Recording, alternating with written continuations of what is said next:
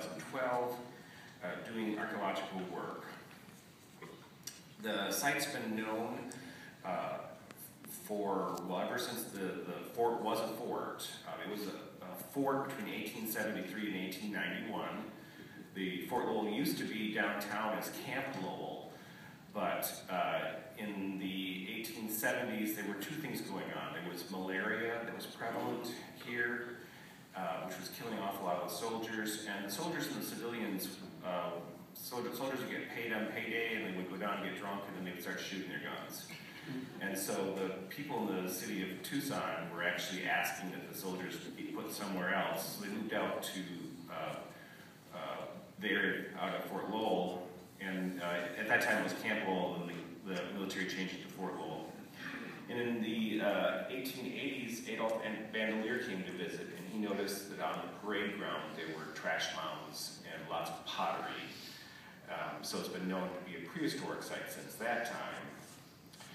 In the 1960s, there was a minimal amount of work done in the area as they were constructing Fort Lowell Park.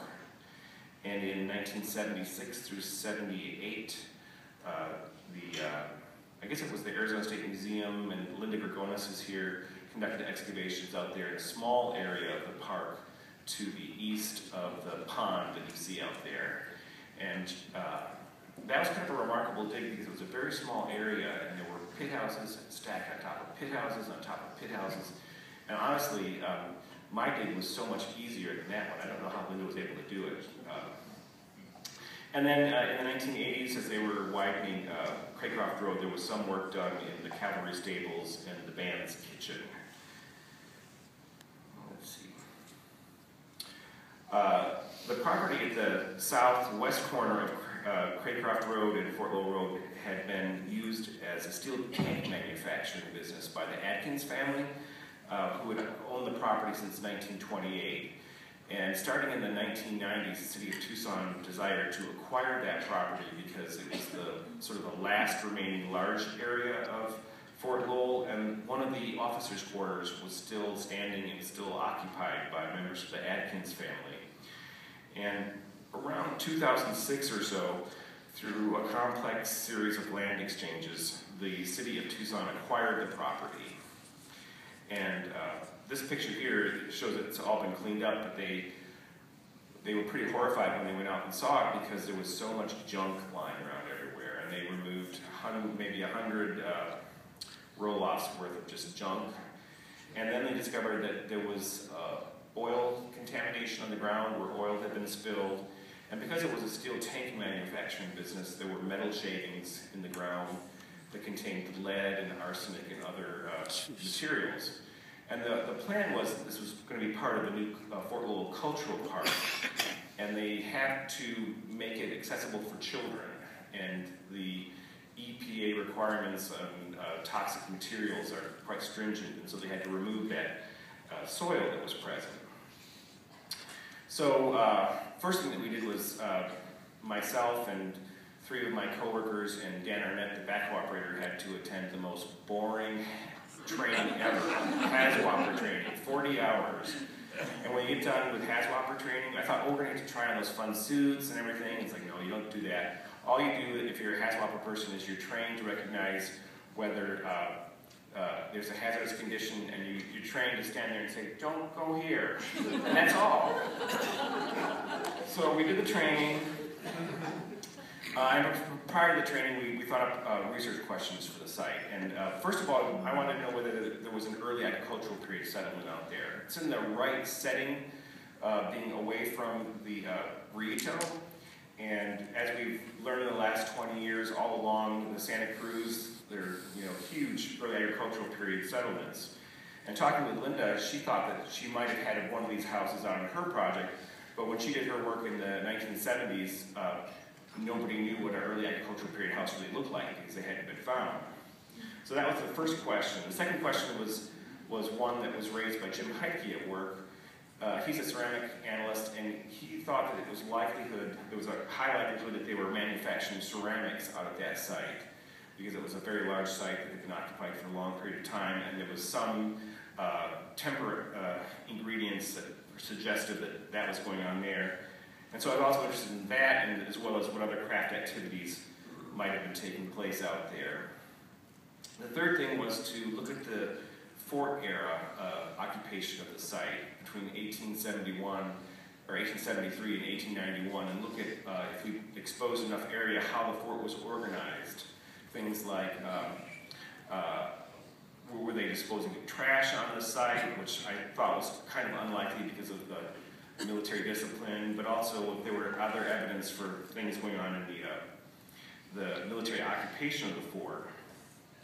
After the fort was abandoned in 1891, they auctioned off the property in 1896, and in some of the houses were occupied as a tuberculosis sanatorium. And in 1908, a woman named Dolly Kate opened a tuberculosis sanatorium after she and her husband moved out here. They bought the property, the husband died, and for the next 20 years, she cared for tuberculosis patients out there. And so I was hoping we could find trash-filled pits relating to that use of the property that would tell us something about the care of tuberculosis patients here out in the desert. So first thing we did was we brought the backhoe in, and the people who had been trained with the HAZWOPER work stood there while Dan and Arnett stripped off in small increments the contaminated soil. Throughout the area we were going down 6 inches, and then they would test it, and if there was more contamination they would dig deeper or dig out, widen the area that we worked in. As that was going on, if we saw an interesting artifact, we would pick it up. We were allowed to collect materials, even if they were from the contaminated area. We sprayed the outlines for the features to mark them because once they dried, they were less visible. A woman from an environmental testing group was collecting soil samples and testing them while we were doing it.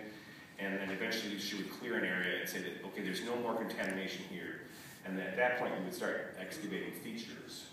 And we eventually located 10 pit houses, and we ended up completely excavating 7 of them, which was, I'm not one of these people that like to dig half pit houses, so it was fun to dig whole pit houses, as well as finding other pits in a variety of features.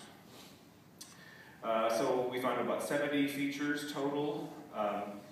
And the prehistoric occupation in this area goes from about 950 AD to a little bit before 1200. And we found fort-era features and little evidence of the sanatorium. So, jumping right into the excavations. The first area that we stripped, we had this big oval stain on the ground. And here you can see the archaeologists already at work. And around the perimeter of the stain, we could see burned posts sticking straight up. And in the center of the house, there was an upside-down jar sitting in such a manner that it must have been sitting on the roof of the house when the house caught fire and burned, because it was on top of the roofing material. And near that bowl was a little pallet sitting, it also must have been stuck in the roofing material. And here it is, cleaned up, and you can see on the underside how burned it is. The 7 houses that we dug completely were all really heavily burned, much more than I expected. And then, of course, everyone knows what a pallet is. There were little ceremonial items. This one apparently broke as they were completing the manufacture of it. And Jenny Adams said that there wasn't a lot of evidence for it being used. Here is the house excavated. This was an unusual house in that it had 98 posts, including a number of the posts where we had the actual beam going into the post hole, and Mike analyzed the wood, and it was, I think, mostly cottonwood, maybe a little bit of mesquite. You can see that there is a nice entranceway pointing north, and there was a hearth right inside the entranceway, and then a series of pits. A couple of those are intrusive pits from later on. Here's the entranceway. And what was interesting was that we found plaster on the hearths, but the rest of the floor material was just caliche that was wet and then polished with monos. And it formed a sort of plaster-like surface, but was not actually applied to the surface. On the back of the house, up against the wall, this mortar was upside down when we found it, and then when we flipped it up, it was completely filled with red pigment. And then right next to it was the pestle that fit into it. It's always fun to find matching artifacts. And then right nearby was a model that had been used as a pottery anvil.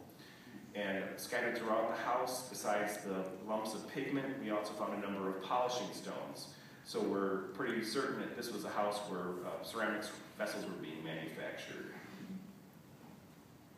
Here's another house nearby. Now this one was underneath the driveway for 60 years, and I see Bill is here.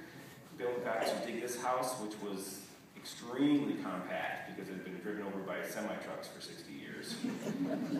And it had a nice set of post holes, but very few artifacts. And then here's Chris Lang excavating a house. She got to come out. This house is on the north side of the property with the entranceway heading north towards Fort Lowell Road. And this is one of the houses that along the bottom there you can see they're all adobe lined. And so we had nice adobe thick, 10 centimeter thick walls. And then those white splotches on the interior are the superstructure that's fallen down in. And when the house burned, it all got fired. But here's the completed picture. You can see in the entranceway there's an upside down bowl. And then adjacent and on top of the hearth was a large plainware jar and another two-handed mono sitting beyond that. All of the houses that burned had floor assemblages, which made it really nice. And there, prehistoric archaeologists talk about oftentimes when a house is abandoned and burned, there'll be an offering or a vessel put in the entranceway as a sort of a goodbye to the house. And this is one of two cases here where we had a vessel sitting right in the entranceway. And here is a drawing of that vessel. It's the red on brown jar bowl. I'm not a prehistoric archaeologist, so I can't tell you much about these, what the decorations time period wise, but let's see. This house is middle Recon 3 to late Recon, sort of in the middle of the set of houses that we found.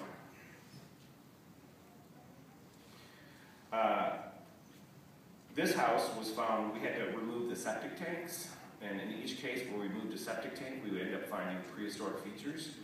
And it was amazing because Dan, the backer guy, who is such a whiz at finding things, noticed in the corner on the right-hand side, just a little tiny bit of the floor, and said, there's a house here. And when we stripped it off, we found a nice house with a stepped entranceway facing south. And again, you can see the really clear adobe lining of the entranceway. Unfortunately, there's a little utility trench cutting right through the entranceway, right at the step area. But again, there was a nice hearth and some post holes. In this case, there probably were post holes outside the perimeter of the house, but generally those are very difficult to locate. And this is one of my favorite finds on the project. We actually had the burned wall material with the fingerprints of a person on them. And we found several other cases of this, and in one case we had a child's handprint. So it looks like everybody was probably helping to construct the houses. And from what I can tell, as we'll see later on, it looks like a lot of this mud was on the interior of the house. And I can't tell if it was on the exterior as well. I'm trying to figure out how the house would burn, if it was plastered on both sides, as well as the roof, but that isn't really clear to me right now.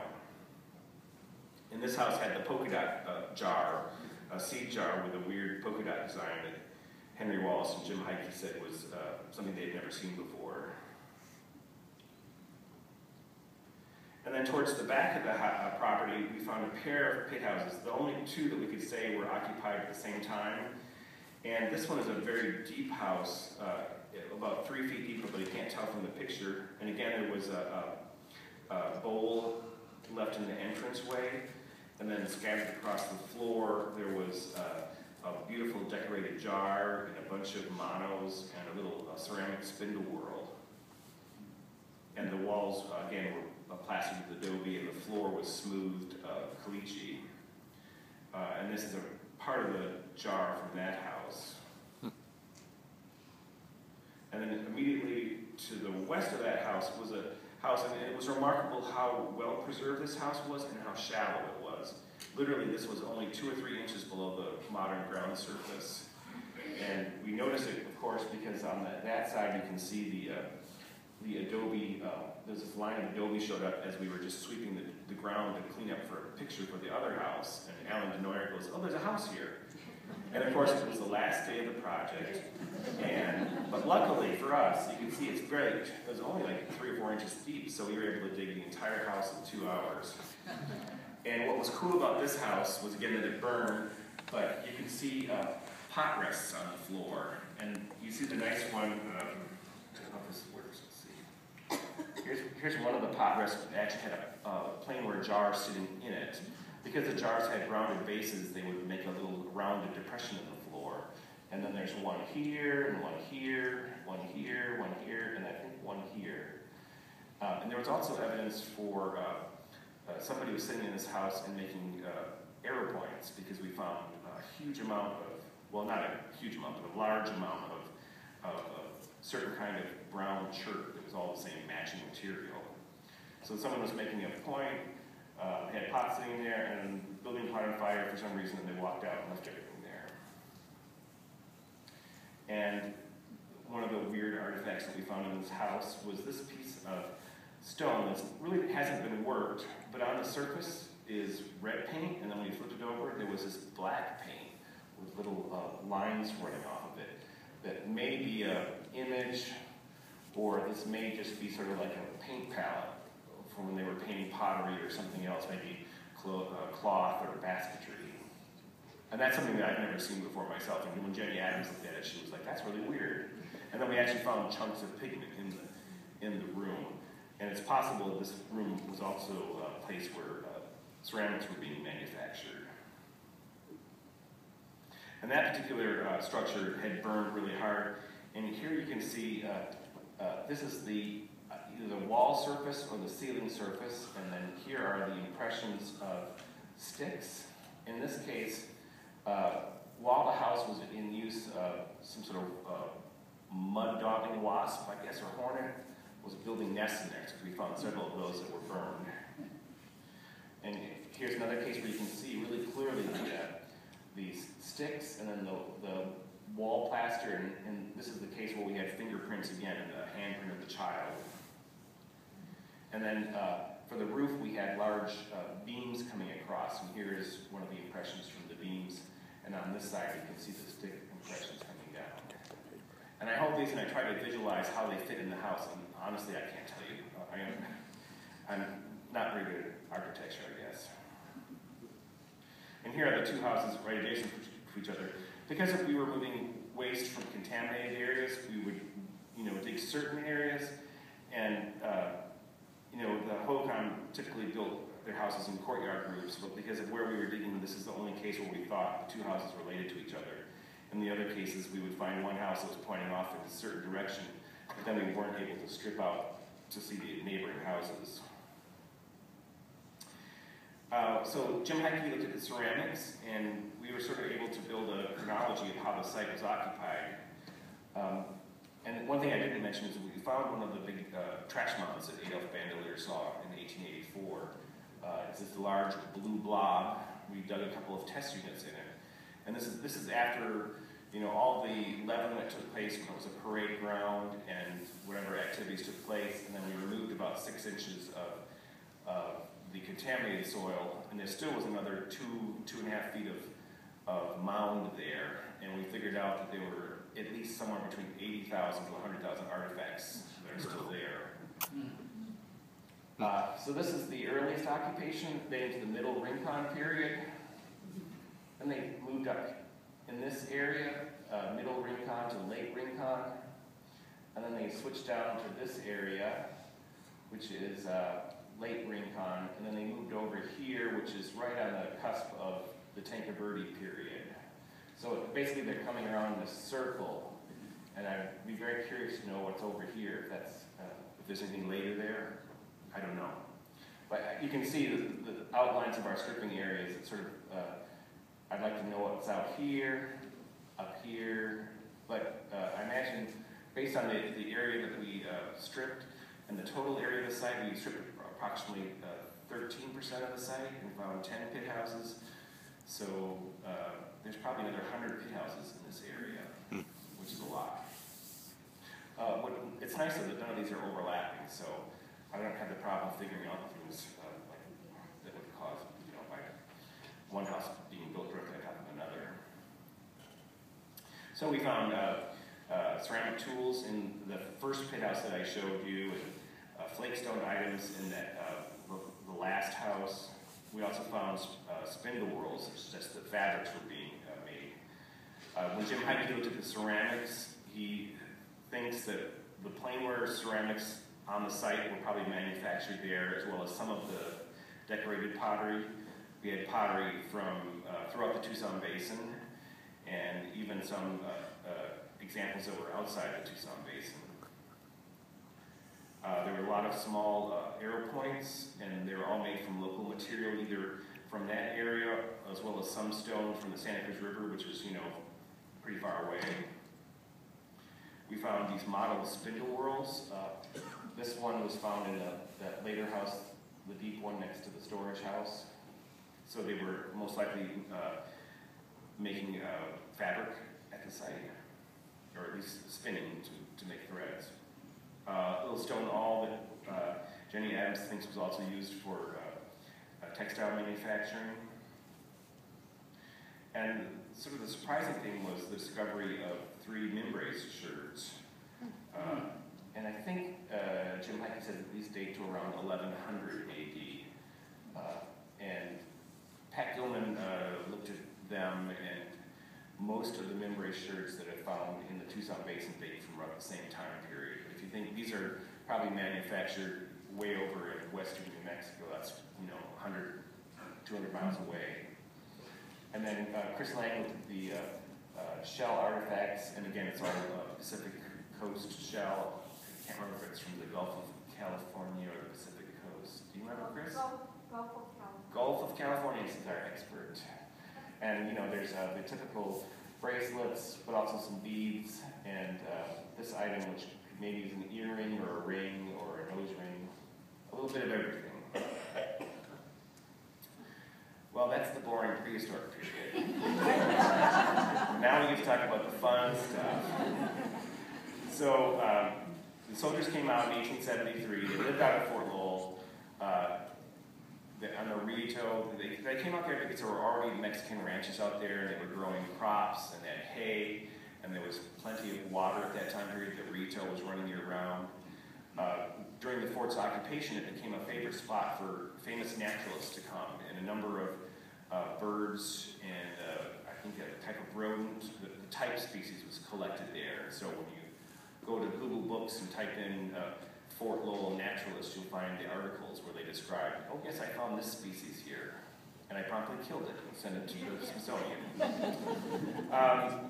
The fort was established because of the Apache were still coming down into the Tucson Basin, and they were, attacking people. There were soldiers that were in the process of going from the fort to downtown Tucson that were killed on the road by the Apache. The project area that we looked at has the 3 officers' quarters. There's one of them still standing, and the other 2 are in ruins. And behind each officer's quarter, there was a kitchen and a latrine. Unfortunately, the latrines were all dug through by bottle hunters in the 60s. So, and those artifacts are currently on display at the little museum that's on the east side of the road. There was the guardhouse, the bakery, and the adjutant's office, which was where the commander of the fort had an office, and there was a library in there, and at times there would be a school for the kids that were living at the fort. And then the parade ground, where the soldiers would parade around and train. In 1886 or so, the hostilities with the Apache ended, and a few years later it was decided to get rid of this fort. So they abandoned it and stripped out what they wanted. In 1896 they had an auction and auctioned off the buildings, and people from Tucson came and purchased the buildings and then stripped out all the wood, the roof. There are a number of old homes in downtown Tucson that have doors and moldings and windows from these structures. Here's a photograph taken in probably the 1880s, of Cottonwood Road, which ran in front of the officers' quarters. Sorry. So here are the officers' quarters on the south side of the road. You can see there's a row of cottonwood trees. There's a little ditch on this side, and though it's not so visible, there's little wooden planks that they can walk across. And on the north side of the Cottonwood Road, there's a white picket fence next to the cottonwood trees. And here's a clear picture showing, this is taken basically at Craycroft Road, and you can see the trees and the picket fence and the flagpole that's now would be out in the middle of Craycroft Road. So it's hardly, not greatly visible here, but this is a ditch that we found. This marks the south end of the parade ground, and that was really fun to find, with small ditches going off this way. We took a metal detector and ran it across, and the metal detector was able to identify if it was a cartridge or a coin or a button, and so we flagged the interesting ones and put our excavation units there. And here's a map showing that portion of the parade ground ditch is there. It comes up here, so this is the actual corner of the parade ground. We had actual wagon marks running across there where on a rainy day, one of the wagons for the fort had come across. And then on the west side, we started picking up tree planting holes at a regular interval. Then down closer to the officers' quarters, we found the ditches for each side of Cottonwood Lane, with cottonwood tree holes. And then north of it, we found the actual fence posts for the white picket fence, spaced 8 feet apart, these little rectangular holes, a couple of which actually were in the pit houses. When they rebuilt this area, or reconstructed it as a cultural park, they're intending to put back Cottonwood Lane, and now they're going to put it on the original location. They're going to come and strip along each side, and then they're going to plant the cottonwood trees in the original holes, and they can put the picket fence back in the exact location that it was. So this is what they call landscape archaeology. So that was really fun. Up in the, here's that pit house earlier where Chris and Steve Bitchell were digging, and nearby is the stone foundations of the guardhouse. And this rock pile here is the back wall of the structure, and it came out somewhere right out here. It was the only stone foundation on the entire site because it was a guardhouse. They had cells inside where the prisoners were kept, and by having these stone foundations, it would keep the prisoners from burrowing out. And here's a nice little drawing showing the small portion that we actually uncovered. We actually have a drawing that appeared in Harper's Magazine of the interior of the guardhouse in one of the cells. These are with Apache prisoners. They were scouts that had rebelled and killed some American soldiers, and they were held at the guardhouse for a while and then sent up north to, I think, maybe Fort Grant. I'm not sure exactly where, and they were executed. So that's a sad story, and you can see that they're handcuffed together. Adjacent to the guardhouse was the bakery, and that was kind of a surprise finding. It's made basically from adobe bricks, and when we were stripping, we found the east wall is a dividing wall that matches the descriptions, and then we found the basis of the ovens. And so this bakery was producing like 200 loaves of bread a day, and it's no surprise that the ground was fire-reddened from the extreme heat. And you can just imagine what it would have been like for the baker to be working there during the middle of summer, all day long baking bread. Not a great job. Towards the back is the officers' quarters. This is the one that you see when you drive along Craycroft Road that's still standing, and you go inside and it has most of the original doors and moldings and windows, and they're going to restore that and make it into the museum and move the museum across the street into this building.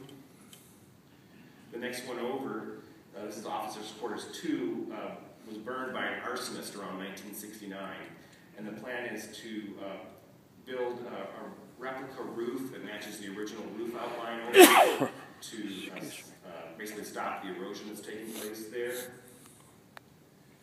We stripped the area in front of the Officers' Quarters 2 and 1, And here is the south ditch for Cottonwood Lane and the later water line ditch. But as we were stripping, they started finding small little squares that were stained a darker color. And here's a closer view of them. This is a garden area where somebody was digging with a little square-nosed shovel, digging little rows of holes, and then running little irrigation ditches down to water some sort of crop. And we don't know what kind of crop it was. It might have been probably vegetables, would be my guess. We found some Chinese ceramics in this area, and we know that the officers were hiring Chinese gardeners to work for them. So this may be one of the Chinese farmers' little garden plots right here. And it starts to run out in here because of disturbance, but I bet if we were to strip this way, these would continue that way. Honestly, I thought we were going to find some fort artifacts, but we really didn't find many. And I think it's likely that they were disposing of almost all their trash off-site, away from the fort to keep it clean, because by this time the military discipline was probably pretty strong, and there was some understanding that garbage was not a good thing to be throwing away right next to your property. Mike Thiel looked at the bullet casings, and some of them were manufactured by the Frankfurt Armory, which is the big ammunition manufacturer, and in many cases there's an actual date from the 1880s, a specific month and date, like February 1883 on them. Over in the trash mound, as we're stripping it, we found the tip of a flag staff that would have been held by a cavalry soldier, and you can just barely see that originally it was had gold leaf on it, and here's the little nail hole for the nail that would have held the wooden staff in place. That was a sort of a surprise. And of course, since it was a cavalry place, we found lots of horseshoes. And we even found a Franklin stove leg, although I can't tell if this is from the fort era or from the sanitarium era. And then jumping forward in time to the Cape Sanitarium, it was sort of a sad story. This man who had an unfortunate name of Dixie, and his wife Dolly moved to Tucson, and Dixie lived long enough to purchase the property and then died. Dolly opened a sanitarium, and she raised two of her nieces there, and they worked for about 20 years. And then the members of the Atkins family came out to Tucson because their youngest daughter Minerva had tuberculosis, and they were staying with the Cates. And unfortunately, then 16-year-old Minerva died, and the Atkins decided to stay in Tucson, and they purchased a sanatorium, and they ran it as a sanitarium / rest house until 1944. In 1934, the son of the family opened up a steel tank manufacturing business, and that was in operation until 2005 or 6. And so I was hoping we'd find, sanitarium-related trash. We found one trash pit, and we had a small sample of artifacts, and we couldn't really tell if they were from the sanitarium or just from the Atkins family. But here is a Sudsy ammonia bottle, which is something you'd expect to find household cleaning disinfectants at a place where there were sick people. So here's the overall site map when we finished. Again, we looked at about 13% of the site area, and in every single one of the areas, even these little small holes, we found archaeological features. Even though it's not as dense as the Hardy site portion that Linda looked at in the 1970s, there's still probably another 90 pit houses and hundreds of pits, and then probably a lot of fort era stuff down here. The plan now, starting next month, is to they're going to come in and backfill the areas that haven't been backfilled because they removed lots and lots of dirt, and then they're going to start the stabilization project on the houses, rebuild the roof on top of the one structure, and I'm not sure at this time if they're going to replant Cottonwood Road, but they're going to install at least the irrigation lines for it. And so I'll be out there during the monsoon seasons, being very sweaty and probably, why do they always have to do it in the summer? And of course, the other big question is how much of the site is preserved underneath the actual Fort Lowell Park. Despite all the disturbance there, I bet anywhere you go out there, and I've been told by the Betty Richards, who is the docent, that every time a little animal burrows into the ground there, out comes pottery sherds. So there's probably, a huge number of pit houses over there as well, preserved even underneath the grass where it's been damaged. And of course, I have to say thank you. City of Tucson, the Historic Preservation Office, and the Environmental Services paid for the dig, along with the Environmental Protection Agency, and Internet did the innovative excavating. Of course, we did the project. Sometime soon, this website here, which is the City of Tucson's Historic Preservation Office, the complete report, which has just been sent off to the printers yesterday, will be available as a PDF, so you'll be able to look at it and admire my writing. All right, well, thank you for coming.